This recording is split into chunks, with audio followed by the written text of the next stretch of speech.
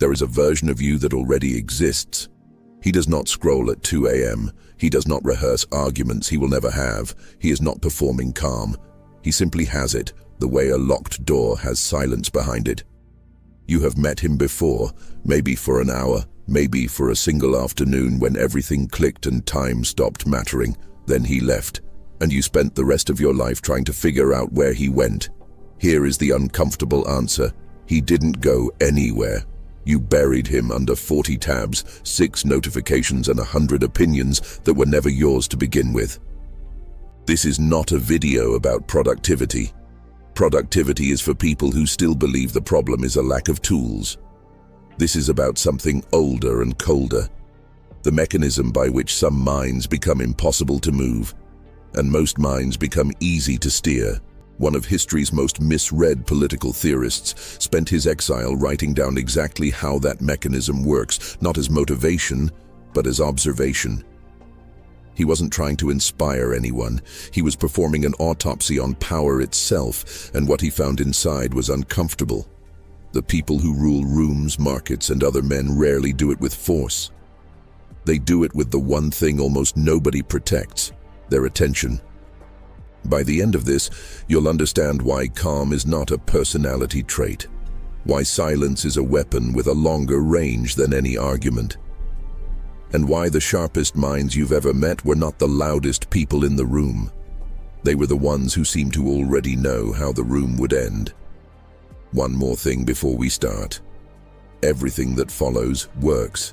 That's exactly why it should make you uneasy. Something is being taken from you right now, and you gave permission for it without reading the fine print. Not your time. Time was never the real currency. What's being extracted second by second is your capacity to choose what you think about next.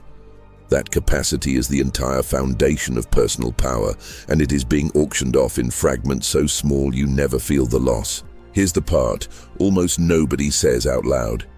You are not distracted because you are weak. You are distracted because distraction is now a designed product, built by rooms full of people whose salaries depend on your mind staying exactly as fragmented as it is. Every app that pulls your eyes downward was A/B tested against your psychology until it found the crack. This isn't a metaphor. It's an engineering discipline with its own conferences, its own vocabulary, its own veterans who eventually quit and warn everyone about what they built. But here's the twist, and it's the one that changes how you should feel about all of this. The manipulation only works on minds that have not yet located their own exits. A trained mind can walk directly through the same interface designed to trap it and feel nothing pull. Not because the trap got weaker, because the target got structurally different. Think of attention as territory, not as a resource.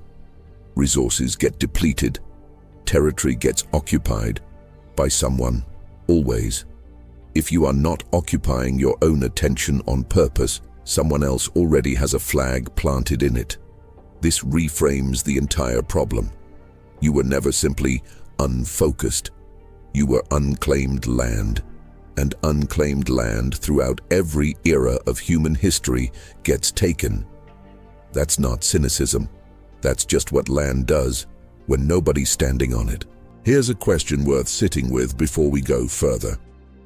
If a stranger followed you for a single day and logged every place your attention actually landed, not where you meant it to go, but where it went, what would that log reveal about who currently owns you? Most people have never asked this because the answer requires the one resource the day already stole from them: a few uninterrupted minutes of honest observation. There's a reason casinos remove clocks and windows from the gaming floor, and it's worth sitting with because the principle scales far beyond gambling. Remove every external marker of time and consequence, and a mind will default to the loop directly in front of it. Pull the lever, refresh the feed, check the number, without ever consciously deciding to keep going. The floor isn't tricking you into a decision. It's engineering the absence of the moment where a decision would normally occur. Most modern digital environments run on the exact same architecture, dressed in a friendlier color palette. Here's what almost nobody tells you next, though. The fix isn't willpower. Willpower is a depleting resource, and every serious study of self-control treats it that way. Spend it fighting small temptations all day, and there's nothing left for the decision that actually matters at 9 p.m. The fix is structural. It's building a life where the decision never has to be made in the moment at all, because the moment was already decided days in advance, when your mind was clear and nobody was engineering it. That single distinction, deciding in the calm versus deciding in the storm, separates people who look disciplined from people who actually are. Hear me out. He is remembered as the patron saint of manipulation, which is almost exactly backwards. What Niccolo Machiavelli actually spent his life studying was not how to deceive people. It was how power moves through rooms full of people who are constantly deceiving themselves. His real subject was self-delusion, rulers who believed they were loved when they were merely tolerated, advisors who mistook flattery for loyalty, men who confused the appearance of strength for the thing itself.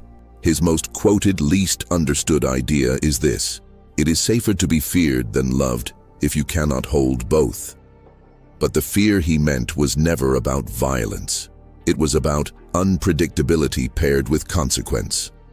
A ruler who reacted with total transparency, whose every emotion could be read on his face like a weather report, was a ruler who could be managed by anyone patient enough to study the forecast. The ruler who remained unreadable, calm in crisis, measured in triumph, became structurally impossible to manipulate, because manipulation requires a predictable lever, and he offered none.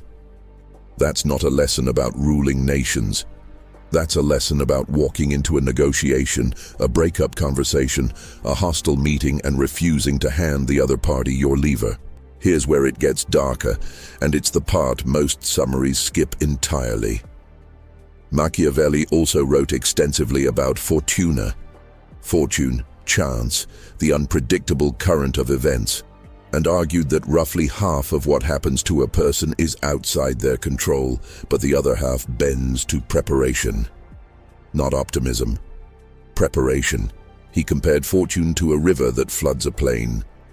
Everyone flees when the water rises, but almost no one builds the dikes and channels before the season turns.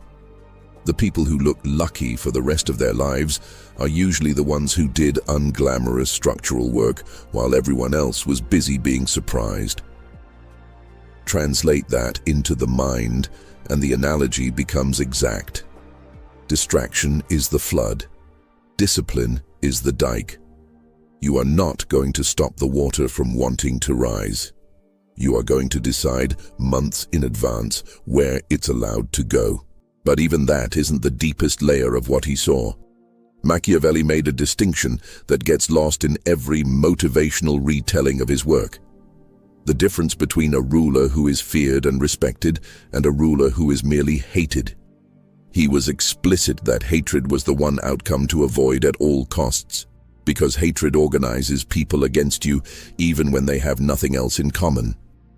The line between commanding respect and generating resentment is razor thin, and almost nobody in a position of influence checks which side of it they're standing on until it's too late to matter. This isn't ancient history dressed up as advice. Watch any organization collapse from the inside, and you'll usually find the same fingerprint. Not a leader who was too strict, but one whose reactions couldn't be predicted from one day to the next. People can build a working life around a demanding but consistent standard. They cannot build anything around a coin flip. Here's the mechanism underneath that distinction, and it applies just as much to a household as it does to a nation. Respect is earned through consistency people can rely on, even when that consistency is strict. Resentment is generated through inconsistency, when the same behavior gets punished on a bad day and ignored on a good one. People don't actually resent strength. They resent not knowing which version of you they're going to get. Unpredictability of mood, not firmness of standard, is what quietly turns followers into enemies. Picture two men in identical crises, Same collapsed deal, same public embarrassment, same 3 a.m. panic knocking at the door. One of them spends the night replaying the moment, narrating his own failure to himself in a dozen variations, exhausted by mourning and worse for it. The other observes the same event, feels the same initial jolt of adrenaline, and then, this is the part that separates them, puts the event down, not suppresses it, sets it aside the way you'd set down a heavy bag to examine it later with fresh hands. This is not a talent. It's a trained separation between the self and the noise the self produces. Cognitive scientists call a version of this meta-awareness, the capacity to observe a thought without being fused to it. You've felt it before, briefly, in the half-second after something startling happens. Before your interpretation of it kicks in, that half-second is the doorway. Most people slam it shut immediately by narrating a story onto the raw event. The trained mind learns to prop that door open on purpose. Here's the uncomfortable mechanism underneath it. Your brain cannot fully tell the difference between a real threat and a vividly imagined one. The same neurochemical alarm fires whether a lion is actually chasing you or you're simply rehearsing an argument you're afraid to have tomorrow. Which means every unmanaged spiral of thought is not neutral. It is a rehearsal of stress that your body treats as real, deposit after deposit, until the nervous system is running a low-grade emergency that never ends. This is why calm people seem to have more time than everyone else. They're not moving faster. They're not carrying phantom emergencies. And here is the reversal almost nobody sees coming. Emotional volatility isn't a sign of depth. It's very often a sign of an untrained observer. The person who cries the loudest at the smallest provocation isn't necessarily the one who feels the most. Often it's the one who has never separated the feeling from the reaction long enough to choose a response. Depth and volume are not the same axis, are not. History's most consequential figures, the ones who moved armies and markets, were almost never the most emotionally loud people in the room. They were the ones whose face gave away nothing while their mind was already 3 moves ahead.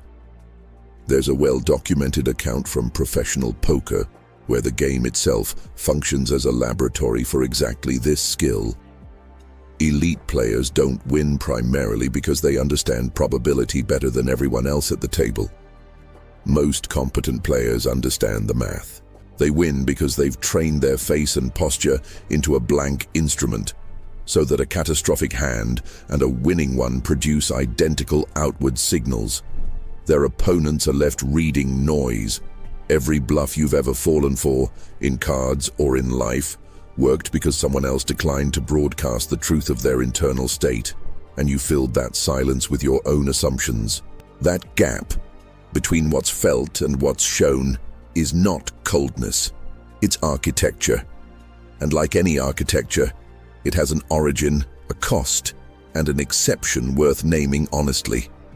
Total emotional concealment, held for years without release, doesn't produce mastery. It produces a slow burning collapse, because the body eventually presents the bill for feelings that were managed but never actually processed. The skill isn't suppression forever, it's timing, choosing when the room gets to see the storm and when it only gets to see the calm surface above it. There's a story, possibly apocryphal but instructive regardless, about a master swordsman asked by a student how to become faster. The master didn't teach him a new strike. He took away his sword for 6 months and made him carry water instead. When the blade returned to his hand, it felt different, lighter, more obedient. Not because his arm had grown stronger, but because his mind had stopped fighting the weapon and started listening to it. Most people trying to fix a scattered mind reach for more apps, more systems, more books on focus, more information about information. This is like trying to clean a cluttered room by buying more furniture. The room was never short on stuff, it was short on empty space. Subtraction feels wrong to the modern nervous system because it's been trained on a single equation. More equals safer. More followers, more options, more open tabs. each one framed subconsciously as a form of insurance against missing something. But here's the mechanism nobody explains. Every option you keep just in case charges you rent whether you use it or not. Psychologists call this the cost of open loops. Unfinished decisions consume working memory even while you're not consciously thinking about them. 10 small, unmade decisions can occupy more mental bandwidth than one large solved problem because the brain keeps quietly checking on all 10.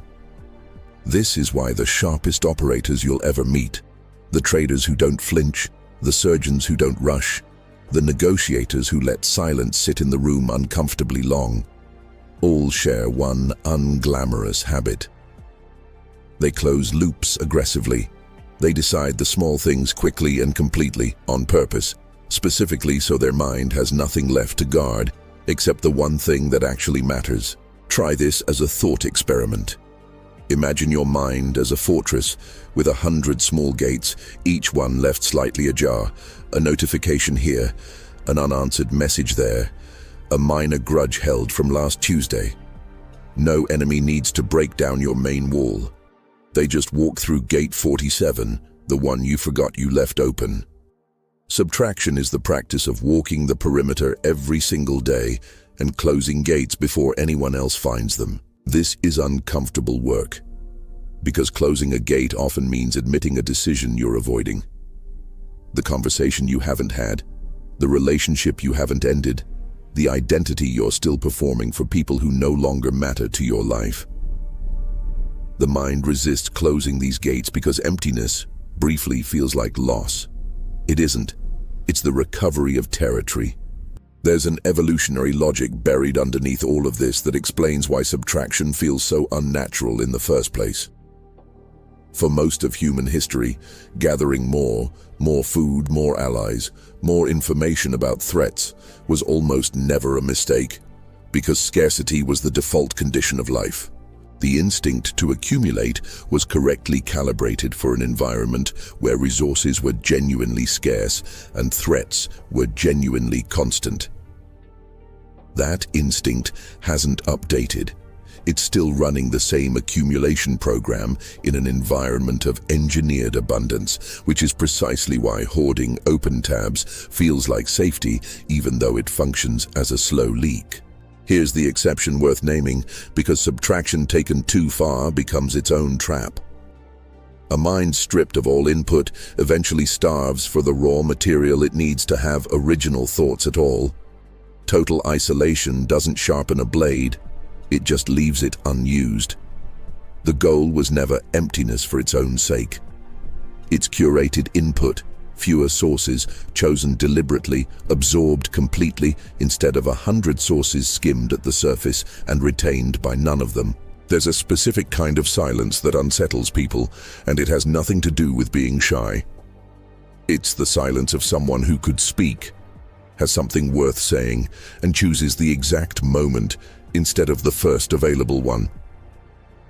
Watch a room shift when that person finally does talk. Everyone leans in slightly, because scarcity, even in speech, signals value. This isn't manufactured mystique. It's a direct consequence of respecting your own attention enough not to spend it on every passing impulse to be heard. Here's the part that reframes the entire idea of social power. Most people believe influence comes from being persuasive. It doesn't, not primarily. It comes from being legible only on your own terms. The moment someone can predict exactly how you'll react to an insult, a compliment, a provocation, they hold a lever over you whether they intend to use it or not.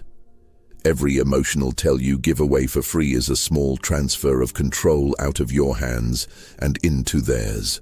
This is not an argument for suppression.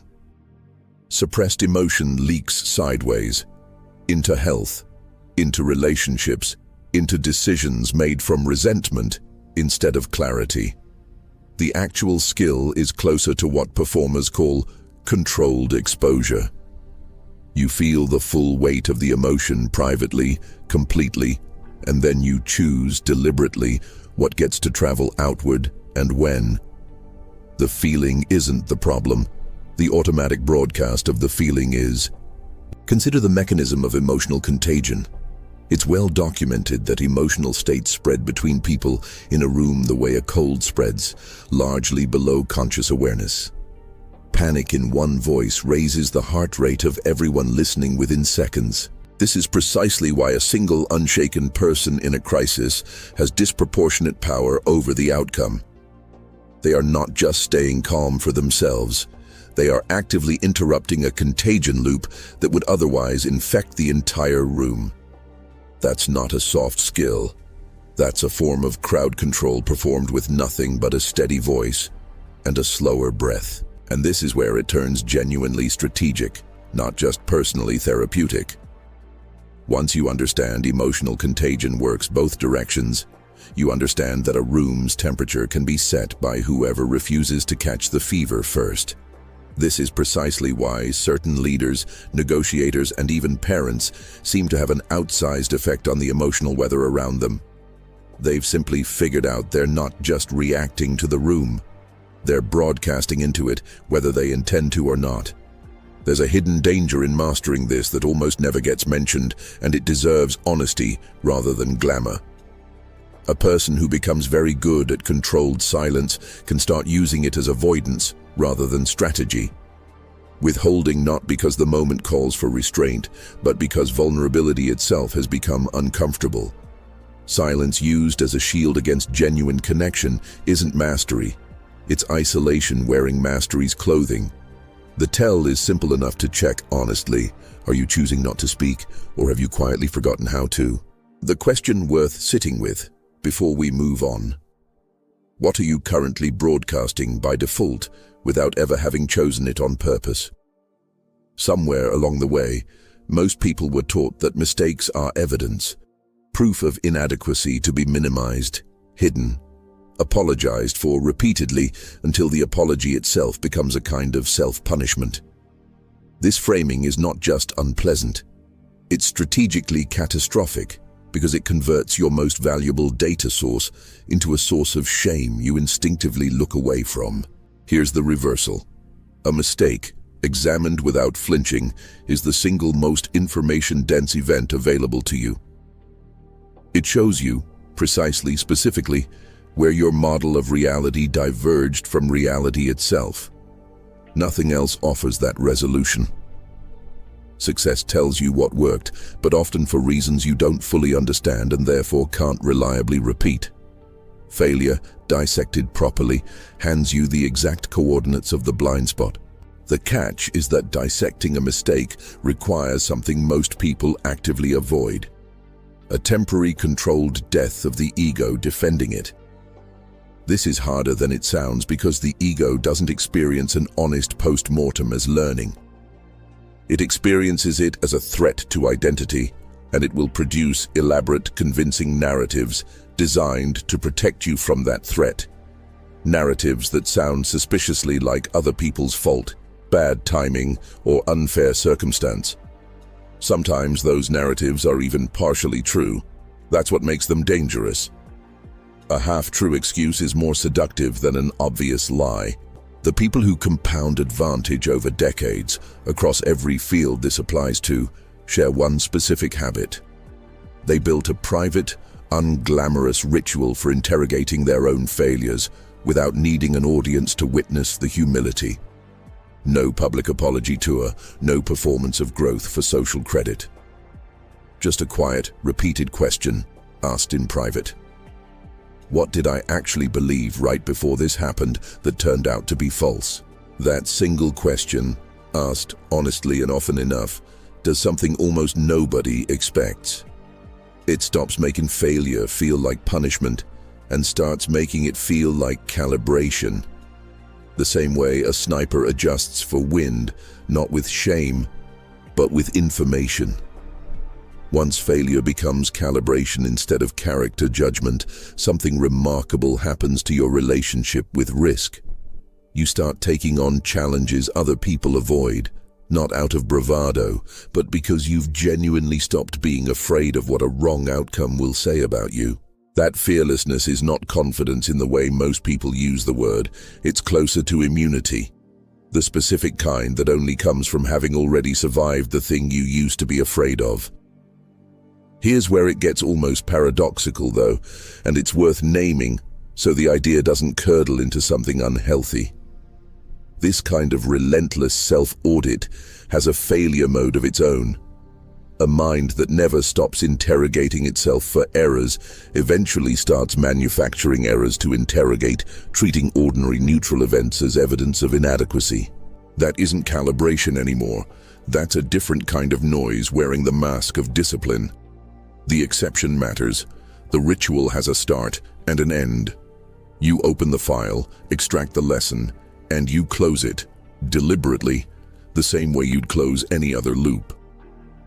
There's a layer beneath all of this that rarely gets named directly, because naming it out loud makes people uncomfortable in a way that focus and discipline never do. Status. Almost every unexplained tension in a room. The friend who goes quiet when you succeed, the colleague who forgets to mention your contribution, the stranger who needs to correct you in front of others, traces back to an invisible ranking system running in the background of every human interaction. Nobody announces the scoreboard. Everyone is still checking it.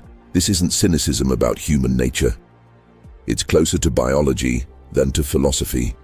Status regulates access to resources and mates across nearly every social species, and the human version simply got more elaborate, measured in attention, credibility, and perceived competence instead of raw physical dominance. The mind that refuses to acknowledge this game is not above it. It's simply playing blind, losing points it never knew were being counted. Here's where it gets genuinely strategic. Once you can see the scoreboard, you stop needing to win every visible round of it. A person secure in their own position doesn't need to correct every inaccurate assumption made about them in a room, because the correction itself often costs more status than the inaccuracy did. Machiavelli's own courts were full of men who destroyed themselves defending minor slights that a more secure rival would have simply let pass, unanswered, and therefore unweaponized. There's a mechanism worth naming precisely, because it explains why some people seem magnetic without visible effort. Status doesn't flow primarily to the loudest claim of competence. It flows to demonstrated indifference toward needing the claim validated at all. The person who visibly needs the room to agree with them has already revealed the exact lever that controls them. The person who states a position once, calmly, and lets it stand without defense, becomes structurally harder to challenge because there's nothing left to push against. The exception matters here too, because unchecked, this becomes its own trap. Total indifference to how you're perceived isn't strength. It's often just a defense against ever being wrong in public, dressed up as detachment. Real security isn't the absence of caring. It's caring privately, adjusting deliberately, and declining to perform the adjustment for an audience that was never entitled to what you make it. There's a practical application worth naming before moving on, because status games rarely announce themselves as games while they're happening. The next time you feel a disproportionate flash of irritation at something small, a joke that lands slightly wrong, a comment that seems to diminish you in front of others, pause and ask what rank the reaction is actually defending. 9 times out of 10, the sting has nothing to do with the words themselves, and everything to do with a scoreboard you didn't know you were still keeping. Everything up to this point has been circling one idea from different angles, and it's time to name it directly. Sharpness is not a mood. It is not something you summon on the days you feel motivated and lose on the days you don't. It is infrastructure, built slowly, maintained daily, invisible to everyone except the person who benefits from it, and the rare few sharp enough to recognize its signature in someone else. This is why the people who actually possess it rarely talk about it. There's no performance to give, because the entire mechanism runs on the opposite of performance. On the quiet, unglamorous, repeated choice to close a loop, hold a silence, examine a failure, and let an emotion pass through without broadcasting it to the room. None of that is cinematic in the moment, it only looks cinematic in retrospect. Once the compounding becomes visible to everyone else as an outcome they can't quite explain.